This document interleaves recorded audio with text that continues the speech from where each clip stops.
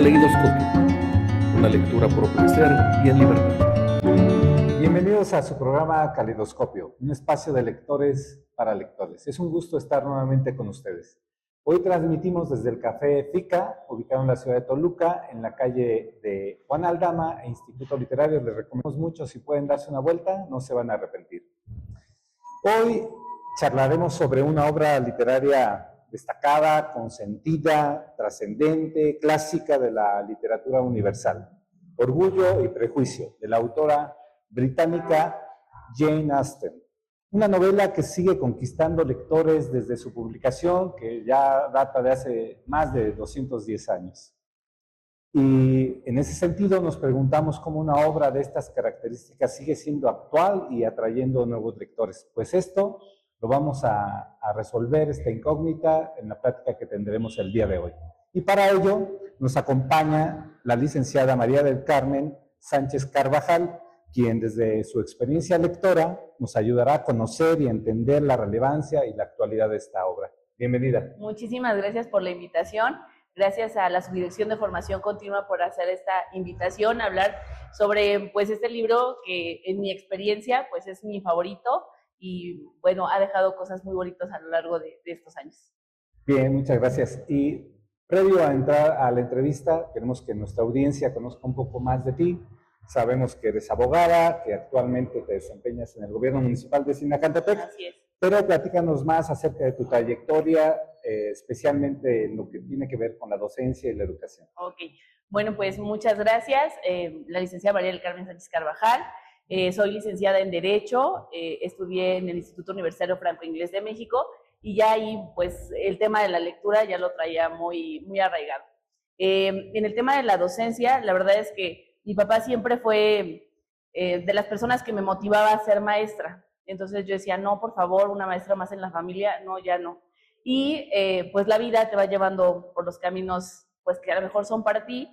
Terminé la carrera y pues me estaba dedicando a otras situaciones como temas de litigio y por ahí en el Poder Legislativo del Estado de México. Y un amigo sí daba clases en una universidad y en algún momento se tuvo que ausentar, ¿no? Entonces me pidió de favor suplirlo en algunas clases, todavía lo recuerdo, de Derecho Procesal. Y le dije, no, ¿cómo crees? A mí eso no me gusta. Me dijo, por favor, necesito salir, necesito que alguien cubra mis horas. Bueno, entonces, pues decidí preparar las clases, me dio el temario y me presenté el primer día. ¿Cuál fue mi sorpresa? Que dije, ay, esto está muy bonito, como que compartir el conocimiento y responder preguntas y saber que estás aportando algo más. Me dio pues la cosquillita de decir, está padre, y entonces él dijo, no, otro fin de semana, y lo suplí otro fin de semana, y después fue otro fin de semana, y terminé llevando mi currículum al área de recursos humanos para decirle si, bueno, lo podían considerar para que tuviera el siguiente semestre la posibilidad de yo tener la titularidad de una clase. Excelente. Y, bueno, también tuviste un encargo como director escolar. Así es, me dediqué aproximadamente unos 5 años a tema de docencia, diferentes materias. Después, pues la vida te va llevando por diferentes circunstancias y se dio la oportunidad de que en una escuela me dieran la oportunidad de ser la directora académica. Entonces pasé del aula ahora al tema administrativo, en donde había que coordinar ahora a otros maestros para que pudieran impartir sus clases de acuerdo al perfil académico que ellos tenían. Resolver temas con padres de familia, temas administrativos. Ya el tema se tornó un poco más administrativo, pero seguía dando una que otra clase que me gustaba y entonces aprovechaba para seguir dando el tema de docencia. Muy bien, y bueno, ahora actualmente estás cerca de la temática. Justo, pues, no salgo del tema educativo. El licenciado Manuel Vilchis Viveros, presidente de Sinacantepec, nos hizo la invitación para formar parte de la Dirección de Educación del Ayuntamiento. Antes era la Dirección de Cultura, Turismo y Educación, y bueno, el día de hoy pues se separan y comenzamos ese andar en el tema educativo y pues decirte que en Sinacantepec se le ha invertido mucho en educación, que la verdad es que el licenciado Manuel, pese a que no es una obligación y no es una atribución municipal, le ha invertido mucho a las escuelas y a los temas sobre todo de lectura. Excelente, muy bien. Y cambiando un poco de tema, ahora quiero preguntarte, Carmen, ¿cómo fue tu acercamiento a la lectura? Esa es una anécdota que yo no recuerdo, pero que bueno, mi papá la cuenta con mucha emoción. Cuando tenía alrededor de unos 3 años, pues ya sabes, es típico que el papá de la noche te lee un libro, ¿no? Entonces le decía La Cenicienta, abría el libro y entonces empezaba a contar la historia, pero el dedo iba guiando digamos, las frases. Entonces a la edad de 3, 4 años, pues yo de memoria ya me sabía el cuento. Entonces mi papá, para presumir, decía, mi hija ya sabe leer, y entonces, a ver, y entonces le abrían el libro, entonces yo empezaba, porque en realidad me lo sabía de memoria, pero como hacía lo mismo que él y el dedito, pues entonces todo el mundo creía que aprendía a leer. Pues yo creo que la fama se quedó y entonces fue pues ahora conseguir otro libro y a ver, ahora lee y vamos a platicar de eso. Y mi papá todos los días iba por nosotros a la escuela. Entonces su tema de conversación siempre de regreso a la casa era o una canción o era un libro. Y entonces comenzábamos esas pláticas de a ver si leíste este libro, ¿qué decía? Y entonces él me enseñó a reflexionar sobre los temas de los libros, ¿no? Entonces fue una experiencia muy bonita porque pues a edad muy pequeña pues ya te sabía de varios temas de socialismo, etcétera, pero también de trova, porque él era muy tendiente a eso. No quería que escuchara la música moderna, entonces para entretenerme, a ver, escucha, vamos a leer esto, y él daba la pauta a que me interesaran los temas que a él le gustaban. Ah, muy bien. ¿Y actualmente tienes algún ritual, un proceso para iniciar la lectura? No, la verdad es que yo cuando decido leer o cuando estoy interesada, es en cualquier momento, en cualquier rinconcito, por lo regular en el carro, se me hace, aunque no debería, pero si tenemos tiempo libre cuando estamos en el auto, voy leyendo y subrayo. Eso sí, considero que los libros son para usarse, para escribir justamente también en ellos, porque ahí vas guardando memorias y probablemente lo que estás leyendo en algún momento está marcando tu vida. Entonces, años después, cuando lo vuelves a abrir y recuerdas que lo subrayaste, dices, ah, estaba pasando por este momento en mi vida. Entonces, creo que son para desgastarse, para usarse y no nada más para tenerlos ahí en el mostrador. Muy bien. Querida audiencia, Orgullo y Prejuicio es una obra clásica de la literatura y la más icónica de su autora y un referente en la novela moderna. Pero es más que eso. Los invitamos a conocer más de esta obra y su autora en la siguiente cápsula. Si hablamos de clásicos de la literatura, es imposible no mencionar a Jane Austen, la autora que con ingenio, ironía y profundidad retrató la sociedad de su tiempo. Y entre sus obras, Orgullo y Prejuicio brilla como una de las novelas más queridas de todos los tiempos. Jane Austen nació en 1775 en Steventon, Inglaterra. Creció en una familia de intelectuales y desde joven mostró talento para escribir. Sus novelas, protagonizadas por mujeres inteligentes y con carácter, exploran la condición femenina en una sociedad donde el matrimonio era el único camino seguro para una mujer. Ante la falta de apoyo de su familia, publicó sus obras de forma anónima, pero se negó a usar un seudónimo masculino. Sus obras las firmaba una dama. Publicado en 1813, Orgullo y Prejuicio nos presenta a Elizabeth Bennet, una joven perspicaz y decidida, y al enigmático señor Darcy, cuyo orgullo parece ser un obstáculo para el amor. La novela es una crítica sutil a las normas sociales y al rol de la mujer del siglo XIX, pero termina siendo una de las historias de amor por excelencia, cuya estructura ha sido replicada en infinidad de obras hasta nuestros días. Más de 200 años después, la obra de Jane Austen sigue vigente. Orgullo y Prejuicio ha sido adaptada en cine, televisión y literatura contemporánea. Desde la miniserie de la BBC en 1995 hasta la exitosa película de 2005, la historia de Elizabeth y el señor Darcy sigue conquistando nuevas generaciones. Jane Austen transformó la literatura con su aguda observación de la sociedad y personajes inolvidables. Orgullo y Prejuicio sigue siendo una historia universal sobre el amor, la madurez y la lucha contra los prejuicios. Bien, ahora que tenemos contexto y conocimiento sobre esta obra y su autora, vamos a iniciar con las preguntas para nuestra invitada. Carmen, ¿cuál fue tu primer encuentro con Orgullo y Prejuicio? ¿Cómo llegó a tus manos el libro? La verdad es que en algún momento vi un comercial, por así decirlo, en la televisión, sobre la película que salió en el 2005. Y la actriz ya la había visto en otros trabajos, entonces me pareció muy interesante. Y antes de ver la película decidí comprar el libro. Pues la verdad es que desde el inicio me cautivó y bueno, ya con la película pues fue la reafirmación y dije, claro, por supuesto que es tal cual el señor Darcy, porque él es el protagonista de la historia y entonces el libro lo figuró, lo diseñó, pero la película fue como, sí, es lo que dice el libro. Ah, muy bien. ¿Qué te atrajo específicamente del libro? Pues en realidad todo el contexto social que vivían en esa época. La señora Bennet es mamá de 5 hijas, todas en edad para casarse, con una incógnita y con un problema social de esa época. Y es decir, en ese momento las mujeres no teníamos acceso a tener un patrimonio propio y todo se le heredaba a un hijo. En el caso de la familia Bennet no había hijos, entonces si ellas no se casaban, no tenían la posibilidad de tener un patrimonio e iban a quedar desamparadas. Sí, desamparadas. Sí. Entonces, la historia cuenta cómo esta mamá casamentera, en el intento de ayudar a sus hijas, busca los mejores prospectos pues para casarlos con ellas, ¿no? Pero pues es un poco imprudente, tiene la prudencia de un cañón esta mujer, y entonces en la búsqueda de prospectos pues la riega en algunas ocasiones. Y entonces sus hijas tienen que lidiar con una madre un poco impetuosa a la hora de conseguirles marido y están lidiando propiamente con sus vidas de adolescentes. Entre algunas que ya van a llegar a una edad en la que pues ya hoy las llamaríamos solteronas y otras que aún son muy pequeñas como para entender en el proceso que están por entrar al contraer matrimonio. Entonces es una historia interesante. Muy bien. Al inicio de tu lectura, ¿cuál fue tu impresión? ¿Te causó asombro? ¿Abandonadas?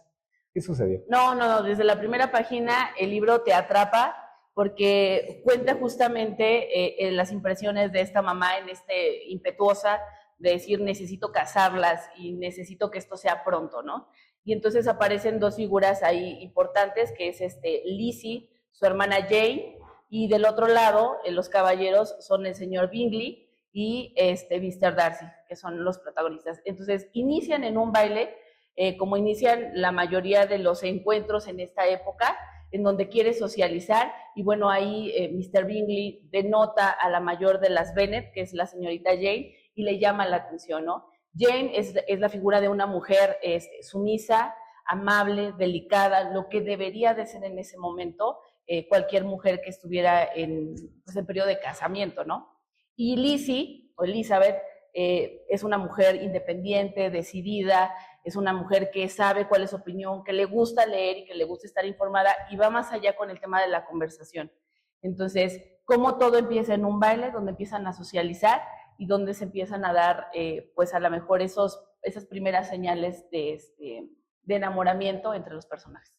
Muy bien. Ahora, hablar un poco del estilo de la narrativa del libro. ¿Es fácil? ¿Es intrincado? Es una novela romántica. En realidad la lectura es fácil. Eso yo creo que nos permite, ir capítulo a capítulo y decir un capítulo más, y cuando te das cuenta en realidad ya lo terminaste. Sí hay algunas frases de la época, pero nada que con un diccionario a ver qué quiso decir la persona. No es como el Quijote de la Mancha, que sí hay que tener el diccionario del lado para decir esto es lo que quisieron decir en esa época, sino que es una lectura más ágil.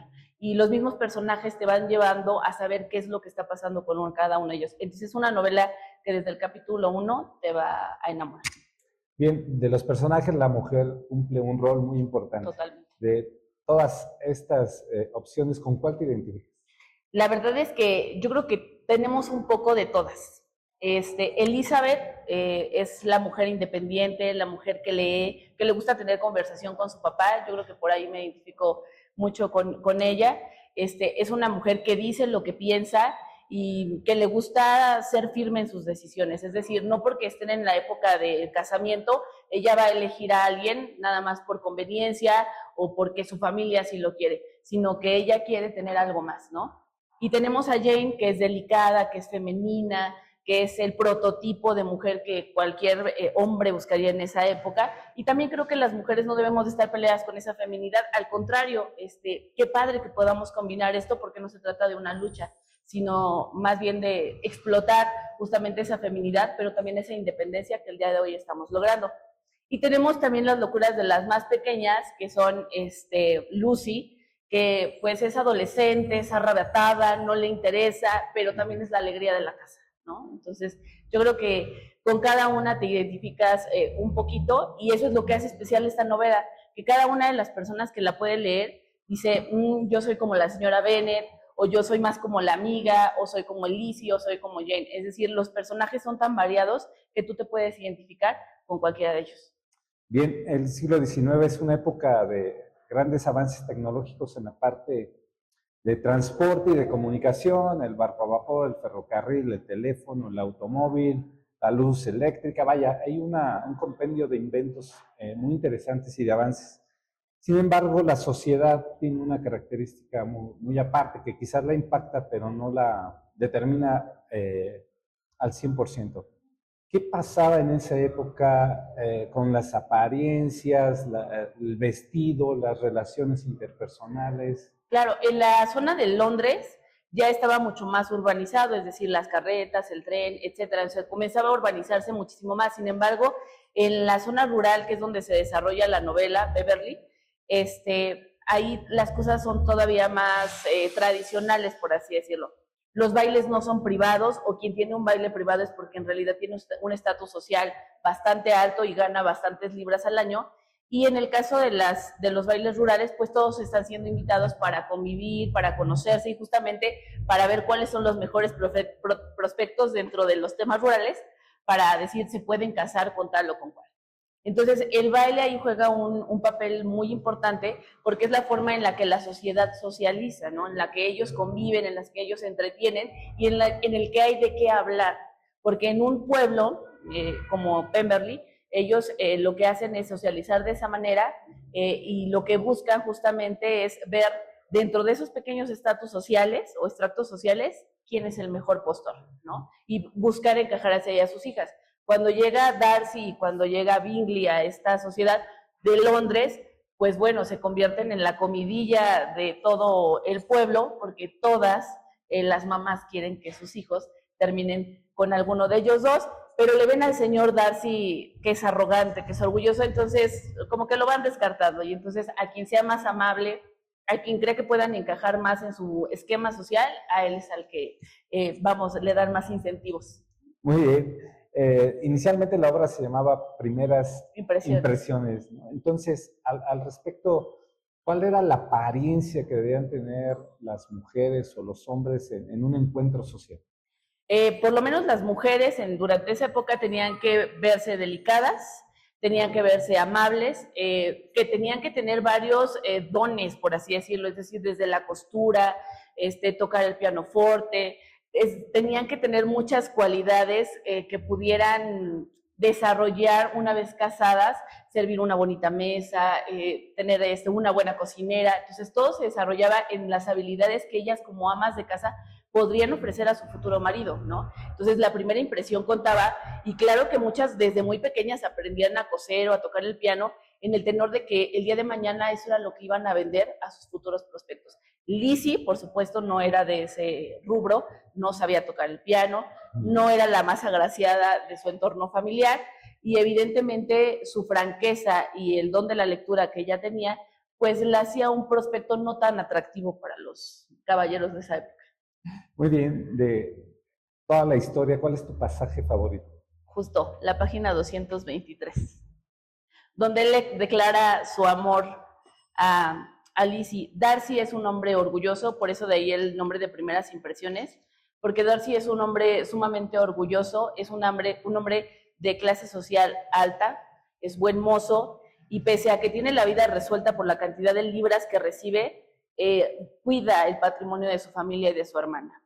Y ese estatus social en el que está le tiene una responsabilidad consigo, con su familia y con la sociedad. Y entonces también es un hombre misterioso, es un hombre que no es sociable, le cuesta mucho trabajo intercambiar pues relaciones amistosas, y eso lo convierte tal vez en alguien arrogante.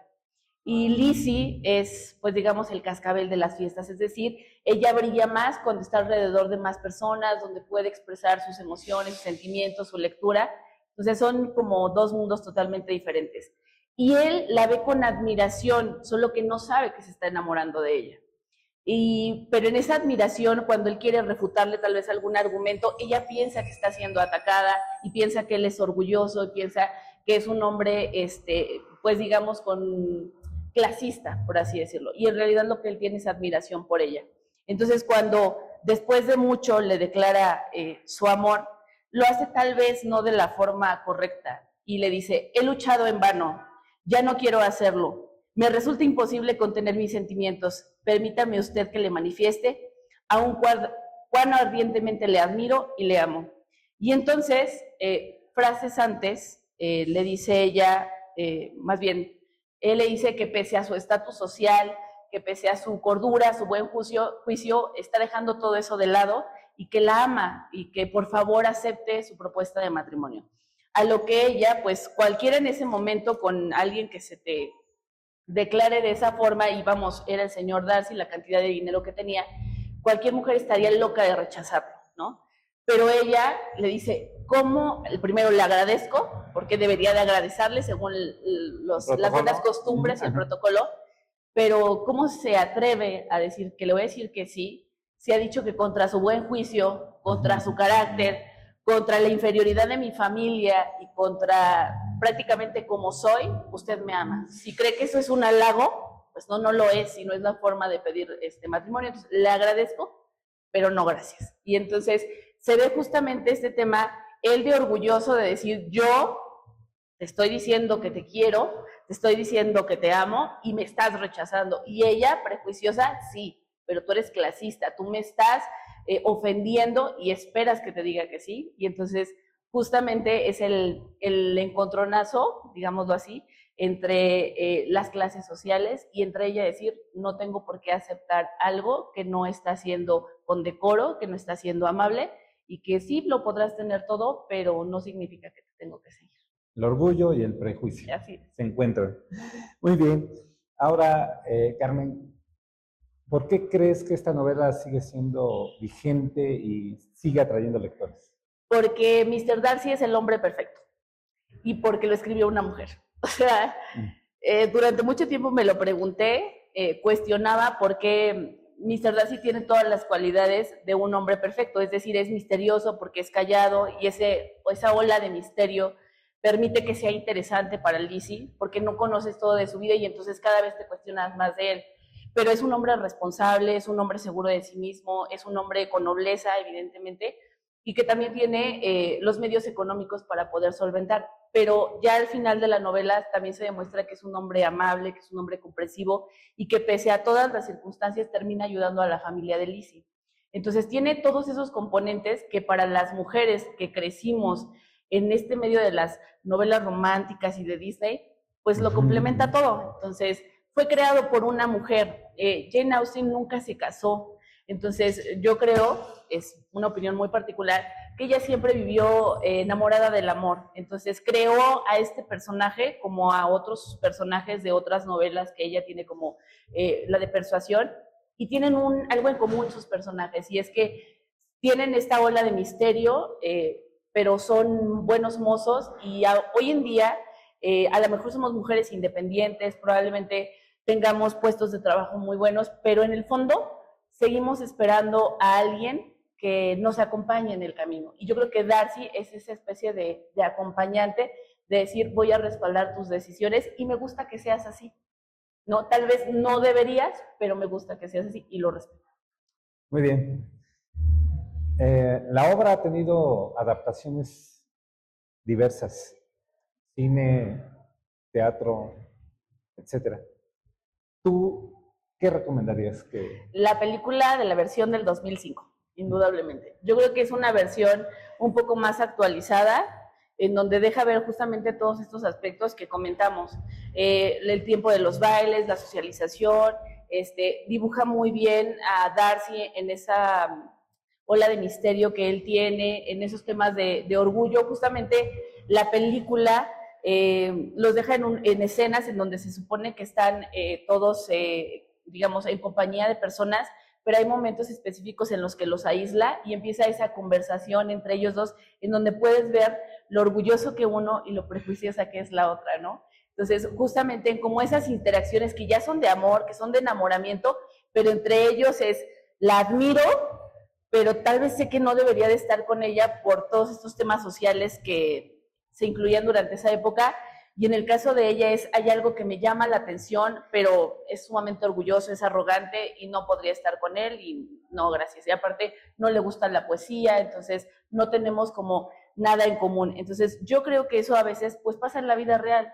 Puede ser que conoces a una persona y de primera impresión no te cae bien y resulta que con el paso del tiempo tienen más cosas en común y pues yo creo que por eso es tan vigente esa novela, porque es algo que vivimos todos los días. Finalmente no sabemos de quién te terminas enamorando o de quién terminas teniendo relaciones de amistad, ¿no? Las cosas se van dando pese a los prejuicios que en un inicio teníamos. Muy bien. Si Jane, la autora, hiciera un viaje en el tiempo y se apareciera en Sinacantepec y te la encontraras y te preguntara, oye, ¿qué está pasando con la sociedad, con la mujer actualmente? ¿Qué le dirías? ¿Cómo vamos? Pues vamos ganando espacios. Esa es la realidad. Hay mucho trabajo que hacer, pero de cómo estabas, en donde te imponían un matrimonio por conveniencia, en donde no tenías la posibilidad tal vez de cruzar una universidad, en donde tus libros eran tu único refugio y no había personas a tu alrededor que compartieran tal vez esa emoción por la lectura, te podría decir que hoy hay círculos de mujeres en donde comparten la lectura, en donde se ayudan, se apoyan, en donde hoy tienes espacios para trabajar, en donde ya no nada más te puedes dedicar al hogar, sino que todas esas luchas que ustedes tuvieron y fueron esas pequeñas batallas que a lo mejor ganaron socialmente y que pareciera que hoy son poco decir que se casaron con alguien que ella eligió, para ese momento era una revolución. El día de hoy tenemos todavía algunos de esos prejuicios, pero vamos avanzando. Y el día de hoy también los hombres han entendido que estamos en posibilidad de que nos puedan acompañar, que también somos importantes, que también tenemos pensamientos e ideas sólidas y que es padre que seamos un equipo, que no somos un complemento. Las mujeres no somos un complemento, no somos un adorno de la casa, pensamos, sentimos por nosotras mismas y también queremos a hombres que nos ayuden a ir en ese camino, ¿no? No queremos estar peleados con ellos, no queremos que no haya equidad, queremos caminar juntos porque sus ideas son importantes y su figura y el rol que ustedes juegan en la sociedad también es bien importante y nosotros también necesitamos de ustedes. Por ahí decían que si le das a una mujer una casa, la convertimos en hogar, pero requerimos de alguien probablemente que nos ayude. Solas tampoco podemos y los ocupamos también. Bien, Carmen, muchas gracias por tu comentario. Y a manera de cierre ya de la entrevista, yo te pediría que le dijeras a nuestra audiencia, que le dieras un mensaje relacionado con la importancia de la lectura y sobre el libro. Ok, pues decirles acerca de la lectura, que pueden conocer muchos lugares, muchas épocas, vivir dentro de otros personajes a través de la lectura. Es decir, a veces no tenemos la posibilidad de ir a algún lugar, pero sí tenemos la posibilidad de conocer otras maneras de pensar, de conocer otras ciudades, de conocer otras culturas a través de la lectura. Jane Austen era una mujer inglesa de la época de 1700, ¿no? Entonces, conocemos hoy su historia porque se atrevió a escribir, pero antes de escribir tuvo que haber leído y conoció una narrativa y quiso expresar sus ideas. Si nosotros queremos expresar nuestras ideas de forma adecuada, lo primero que tenemos que hacer pues es leer, porque es la base de cualquier conocimiento. Si nosotros no leemos, ¿cómo vamos a retroalimentar? ¿Cómo vamos a enseñar? ¿Cómo vamos a poder expresar nuestras mismas emociones? La lectura es un paso evolutivo y si el día de hoy la dejamos, ¿qué nos espera? Leer implica tener conexiones neurológicas que nos permiten el día de mañana poder desarrollar ideas no solamente de forma oral, sino también de manera escrita. Leer corrige la ortografía, regula los temas de redacción, entonces es de suma importancia. Pero si puedes leer algo que te gusta, pues qué mejor. Porque no todos iniciamos con un libro de matemáticas o un libro de ciencias, o en mi caso de derecho, que probablemente no era lo que más me gustaba, pero lo iniciáramos con este tipo de lecturas, es decir, algo que te atrapara y que te dejara sumergirte en un mundo totalmente diferente al tuyo. Y hoy comprendemos nuestro presente gracias a quienes escribieron su pasado. Esto era un reflejo de la sociedad de aquella época. Y como dices tú, si Elizabeth o si Jane estuvieran aquí, verían que hay un cambio, pero también les estaría gustando que las mujeres estuvieran disfrutando de aquellos derechos y de aquellas oportunidades que ellas no tuvieran. Muchas gracias y agradecemos tu presencia, tu tiempo, tus comentarios, y a nuestra audiencia también le agradecemos su paciencia, que nos acompañe. Los invitamos a que sigan el siguiente episodio, y si no han leído Orgullo y Prejuicio, pues léanlo, o bien escríbanos, díganos qué otra lectura quisieran que hiciéramos acerca de otro libro, o recomiéndenos. Vaya, estamos atentos en el chat. Muchas gracias por su atención, Carmen. Muchísimas gracias por la invitación, de verdad. Muchas gracias. Hasta la próxima. Gracias. Subdirección de Formación Continua.